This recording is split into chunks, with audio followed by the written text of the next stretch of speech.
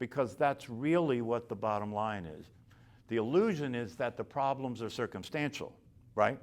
The illusion is the problems are other people, right? The reality is the problems are not circumstantial. They have to do with who you're being, right? And the reality is they're not about other people, they're about you. Don't forget when they said to an enlightened master, well, what about other people, right? The answer was there are no other people. And if that's the truth, it means that you don't have to deal with anybody but yourself in order to have your relationships work, in order to have your life work, in order to be happy, in order to be peaceful, in order to be content.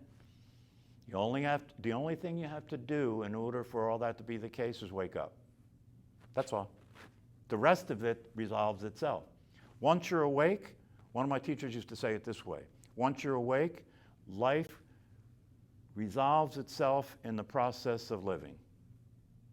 Once you're awake, life resolves itself in the process of living. In other words, now as you live your life awake, now you're seeing what's not working. Before you weren't seeing what's not working, you were blaming it on somebody else and justifying it and explaining it. Now you're seeing what's not working, and you're seeing that the unworkability of it was a function of who you thought you were. The unworkability was a function of who you thought you were. But now you're awake and you can see that you're not that, you're the witness. You're aware of that. And to the extent that you can maintain that with consistency, in the process of life itself, there will continue to be adjustments that will involve your being less crazy, less upset, less dissatisfied, less unhappy, and gradually that will reformulate itself in such a way that you'd find yourself being unexpectedly happy. Or you find yourself seeing what's going on and amazed that this has been going on all along and I've never seen it. I've been this stupid all along and I've never seen it, right? How stupid is stupid when you're repeating patterns that are destructive, right? And hurt you and hurt other people, and you just keep doing it like someday this is going to work, That's one of the things one of my teachers used to say is if you put a rat in a maze and you put cheese somewhere, you know this stuff with the maze, with the rats.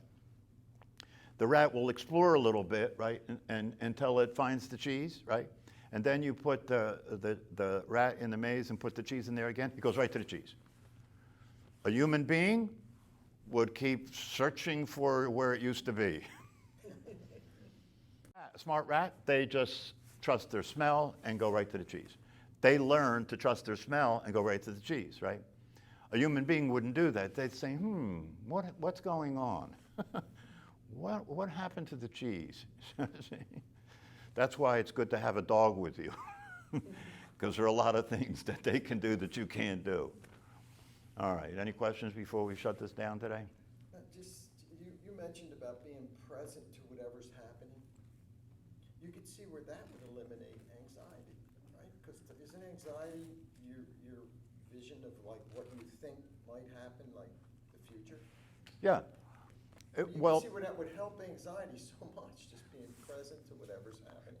Yeah. Wouldn't it? Yeah, and the way it helps is paradoxical. Because with the teachings that we're getting, with the understanding that we have, it's not just being present, it's being present and allowing everything to be exactly as it is. That's the kind of being present that works. So if I'm being present and I'm feeling afraid, guess what? I'm being present and feeling afraid. I just let that be the case. That's what's going on.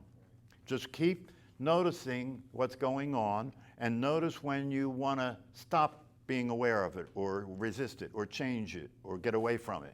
But don't. Stay there. Just stay there and be with it. So you can discover it's just an experience. It's just an experience. Experience itself doesn't kill you. It can't kill you. And if you learn that, if you learn to be with experience without resistance, right, or without running away, right, then you're a master of life. You're a master of life because there's nothing you can't be with. Even your own death. But you see, that when I say even your own death, I'm making a concession, because don't forget, one of the teachings is that death doesn't actually exist. So when death comes, the experience you're going to have, right? The experience you're going to have is the experience of something happening with the body, okay? And you're just there watching. That's what you learn to do, is to be present. Okay, see you next time. Thank you.